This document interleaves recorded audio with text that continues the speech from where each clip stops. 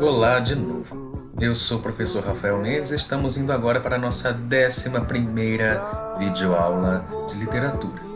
No caso, vamos tratar aqui da segunda geração romântica mais uma vez. Agora na parte 2, agora que nós já vimos o nosso amigo Manuel Antônio Álvares de Azevedo, vamos ver os seus colegas de panelinha gótica. Então pega aí você também sua roupa preta e vamos lá. Bom, vamos começar. Mas antes de seguir, vale a pena recordar este moço aqui, o Álvares de Azevedo. A gente continua na geração dele, que se estendeu aí pelos anos 50 do século XIX. O primeiro poeta que a gente vai ver nessa aula tem a mesma característica melancólica que o Álvares tem, mas com as suas particularidades, com a sua assinatura pessoal e um pouco menos fatalista que o autor da Lira dos 20 anos. Para entender melhor algumas coisas, a gente precisa voltar um pouquinho mais até ele, Gonçalves Dias. Como grande nome da nossa primeira geração romântica, lá na época da segunda ele já era uma grande referência. Ele e a sua palmeira e o seu sabiá. Como a gente já viu anteriormente, a primeira geração já havia dado conta do caráter nacionalista do romantismo, de modo que as gerações seguintes puderam se concentrar em outros aspectos, mas nada impede as homenagens aos grandes mestres do passado aí. Isso é uma das nuances da poesia do Casimiro de Abreu.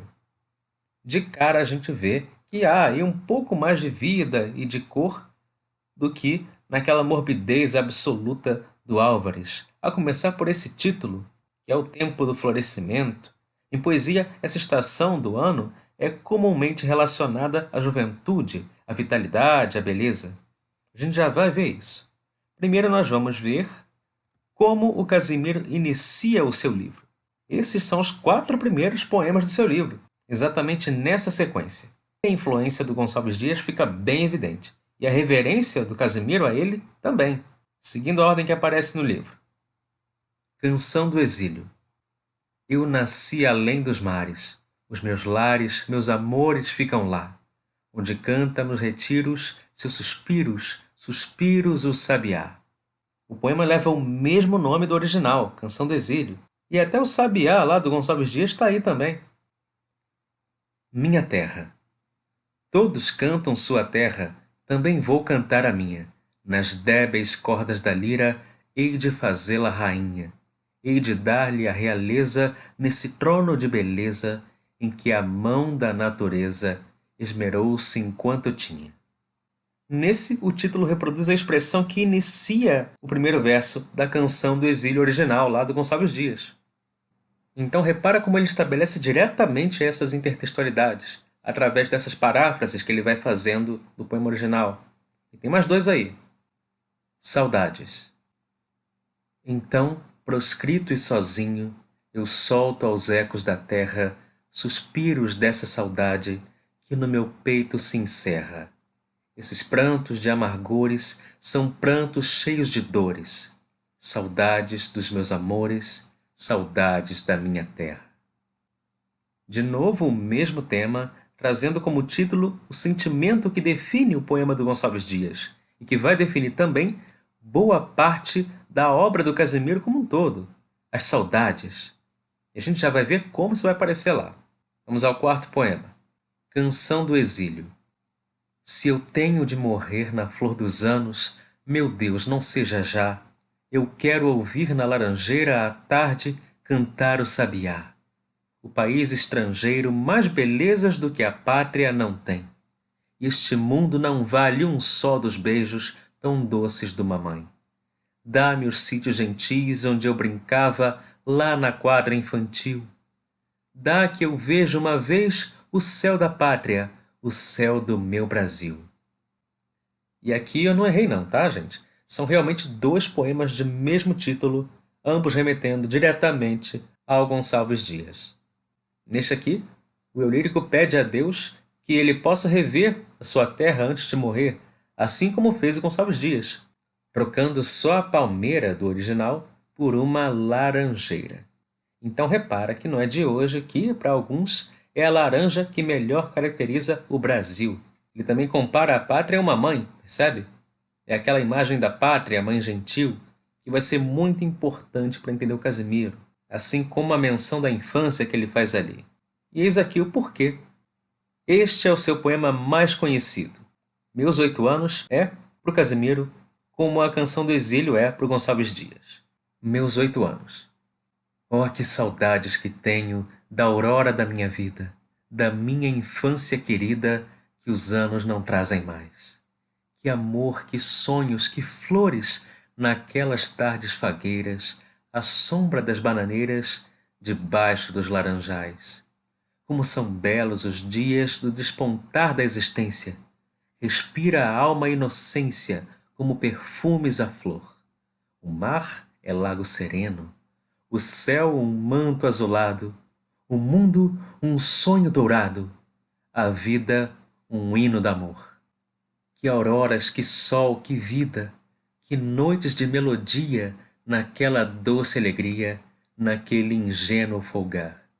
O céu bordado de estrelas, a terra de aromas cheia, as ondas beijando a areia e a lua beijando o mar.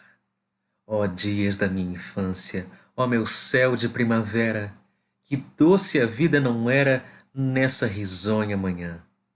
Em vez das mágoas de agora, eu tinha nessas delícias de minha mãe as carícias e beijos de minha irmã. Livre filho das montanhas, eu ia bem satisfeito, da camisa aberta ao peito, pés descalços, braços nus, correndo pelas campinas, à roda das cachoeiras, atrás das asas ligeiras das borboletas azuis. Naqueles tempos ditosos, ia colher as pitangas, trepava a tirar as mangas, brincava à beira do mar. Rezava as ave-marias, achava o céu sempre lindo, adormecia sorrindo e despertava a cantar. Oh, que saudades que eu tenho da aurora da minha vida, da minha infância querida, que os anos não trazem mais. Que amor, que sonhos, que flores, naquelas tardes fagueiras, à sombra das bananeiras, debaixo dos laranjais. Voltando ao começo do poema de um poeta que tudo o que deseja é voltar aos começos, percebe? Aí está a comparação da infância à primavera do título do livro, e a lamentação por um presente cheio de mágoas, uma realidade infeliz. Por isso ele quer voltar à infância, à aurora da vida, quando, na visão dele, tudo era melhor, quando a vida era boa e não havia as preocupações sérias da vida adulta. Dói só de pensar nisso, né? Eu aposto que você já sente isso também. É o que a gente vai chamar de evasão ou escapismo. A gente já viu isso antes, lembra? Lá no Álvares de Azevedo, mas a evasão dele era para a morte, enquanto Casimiro vai preferir se evadir geralmente para o passado, para a infância. Afinal, quem não sentiria falta de quando podia repousar tranquilo na maior inocência debaixo dos laranjais, não é mesmo? A inocência que eu me refiro aqui, é claro, é a pureza dos tempos de criança. Você já viu quanta árvore representa tão bem os vários aspectos aí do Brasil? É o sabiá na palmeira, é o menino inocente à sombra da laranjeira, só Jesus na causa, né? Ou então na goiabeira. Isso tudo é a pátria-mãe de cabeça para baixo plantando bananeira. Fica aí esse poeminha para você. Continuando. O eu lírico segue recordando tudo que era maravilhoso lá na sua infância e retorna, na estrofe última, à lamentação das saudades, repetindo a sua primeira estrofe. E aí eu te pergunto, alguma fase da vida é realmente perfeita? Essa criança não sofreu um bullying na vida, gente? Não ralou um joelhinho? Já disse aí a grande filósofa Kel Smith, é que a gente quer crescer e quando cresce quer voltar do início.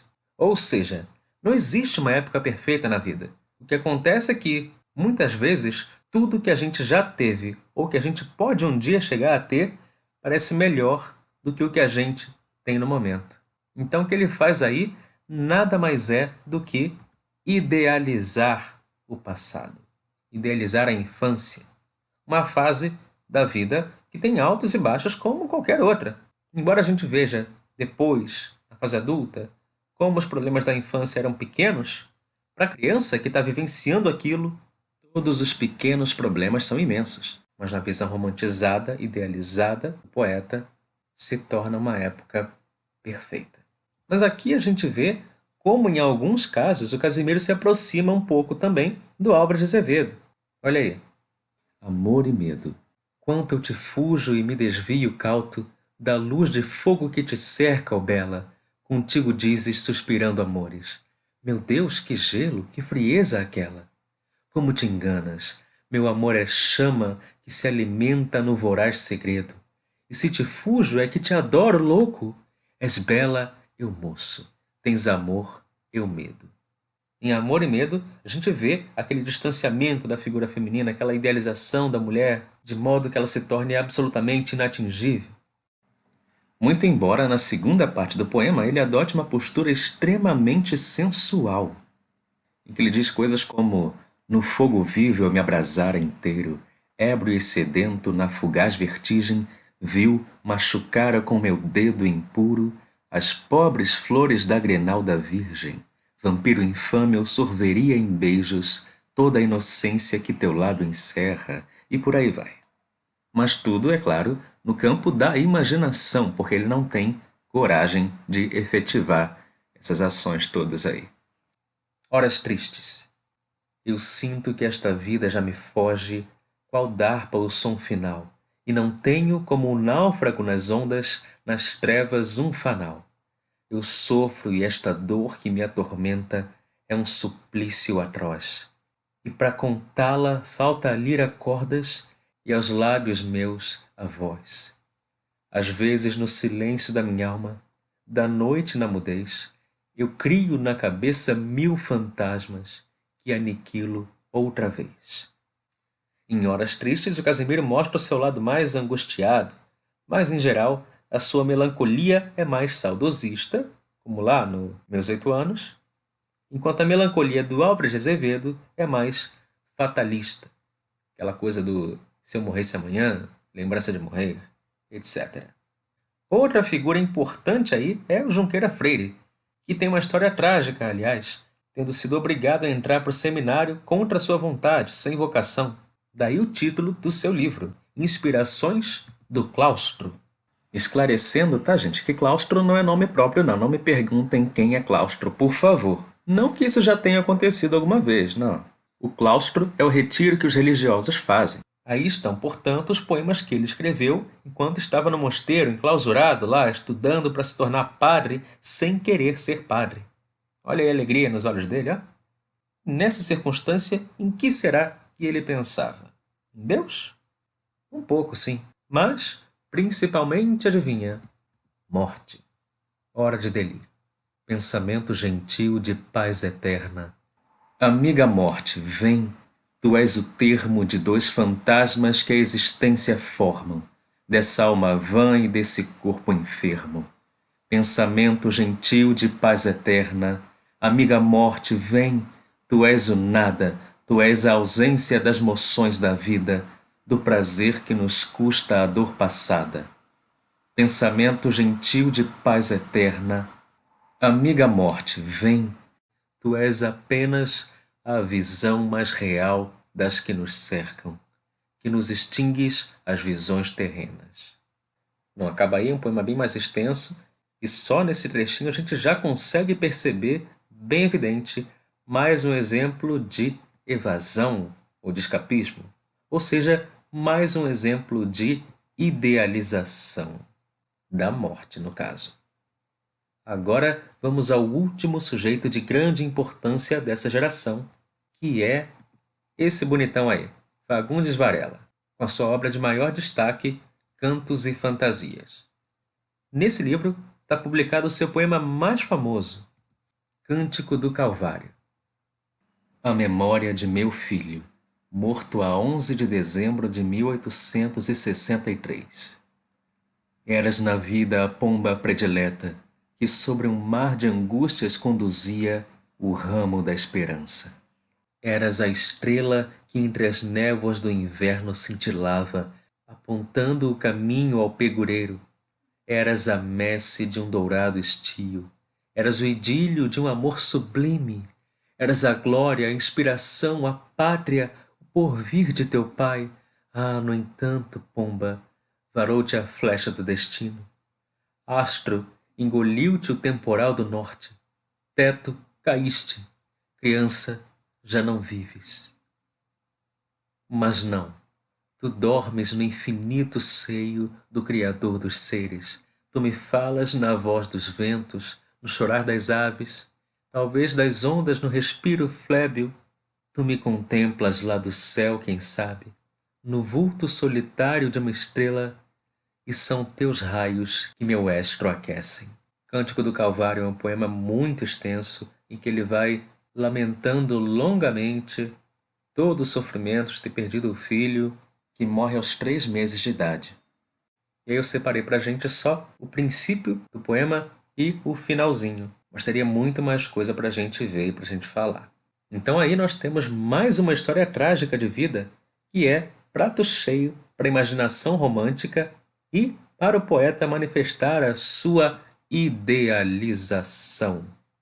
Especialmente nesses trechos aí, quando ele sente a presença do filho morto através das manifestações da natureza. Mas o Varela também apresenta uma peculiaridade. Ele já vai antecipando na segunda geração, no seu livro Vozes da América, principalmente, um dos temas principais da geração seguinte, da terceira geração romântica, a liberdade, o abolicionismo. Fica de exemplo aí um trechinho deste poema narrativo aqui. Mauro, o escravo. Conduzam-me o escravo, Lotário bradou. O bando de humildes a sala deixou, as torvas palavras do torvo senhor. Lotário sombrio voltou-se a seu filho, de quem dos olhares corria no brilho a chama sinistra de um gênio traidor. Sossega, Roberto, lhe disse, é forçoso que eu puna o africano feroz, revoltoso, que ousou levantar-se da lama a teus pés. Roberto curvou-se. O pai se afastando, sentou-se e os sobrolhos fatais carregando, em cisma profunda perdeu-se outra vez. Nesse poema que vai narrando toda a história do sofrimento desse escravo e a transformação dele uma espécie de herói idealizado também, apesar da sua história trágica, Fagundes Varela vai revelando o seu caráter abolicionista. E acabamos. Conforme prometido, está aí o nosso resumão. Você pode observar que tudo que está aí nós verificamos nos textos dessa aula e da aula anterior. E eu coloquei aí os anos de nascimento e de morte dos poetas para você perceber como andava muito baixa a expectativa de vida de um poeta ultrarromântico. Veja só, Álvares de Azevedo nasce em 31, morre em 52, ou seja, morre aos 20 anos, ele não chega a completar 21. Casimiro de Abreu nasce em 39 e morre em 60, 21 anos. Junqueira Freire nasce em 32 e morre em 55, portanto, com 23 anos de idade. E o Fagundes Varela nasce em 41 e morre em 75, ou seja, aos 34 anos de idade. Esse aí, comparativamente, chegou na terceira idade. E esses foram os nossos poetas da segunda geração romântica. E a imagem que você vê aí, vamos ver sem edição para analisar um pouquinho melhor. Pronto, bem melhor. Você tem aí, sentado no banco, o Casimiro de Abreu, na faixa dos seus 20 anos, segurando provavelmente o seu livro As Primaveras. E ali atrás, outra estátua do Casimiro, com seus 8 anos, conforme seu poema mais famoso, né?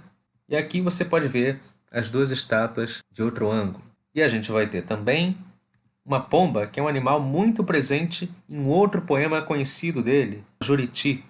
Essas estátuas estão colocadas sob essa árvore e bem ao lado da casa onde o Casimiro passou a sua infância, um lugar que hoje se chama Museu Casa de Casimiro de Abreu, que se situa, aliás, no lugar chamado Praça das Primaveras, no município de Casimiro de Abreu, no interior do estado do Rio, onde o poeta nasceu. Que coincidência, né? Casimiro de Abreu nasceu em Casimiro de Abreu? Ok, óbvio que não. O nome original do município era Barra de São João, que foi mudado para Casimiro de Abreu, obviamente em homenagem ao seu cidadão mais ilustre aí, no início do século XX. Como você pode ver, em algum tempo, em algum lugar, a poesia já teve algum prestígio. Oh, que saudades que eu tenho! Prontinho, agora que você já conhece um pouco da segunda geração romântica brasileira, a gente já vai se preparando para ver a terceira na próxima aula, certo? A música que você escutou lá no início e escuta agora se chama Meus Tempos de Criança, do cantor, compositor e violonista Ataúfo Alves. É um samba de 1956. Ai, saudade desse tempo. Infância. Deveria ter sido. E para não dizer que dessa vez eu não indiquei nenhum filme, antes tarde do que nunca, eu vou indicar para você um clássico do cinema italiano que se chama Cinema Paradiso. É um filme lindo, lindo, lindo de morrer, para usar uma expressão bem ultrarromântica. Mas o filme não tem nada a ver com morte. É uma homenagem bem saudosista ao cinema em si e à época da infância também, de certa forma. Então é isso, ficamos por aqui. Não deixa de fazer os exercícios, tá legal? E até a próxima. Tchau, tchau.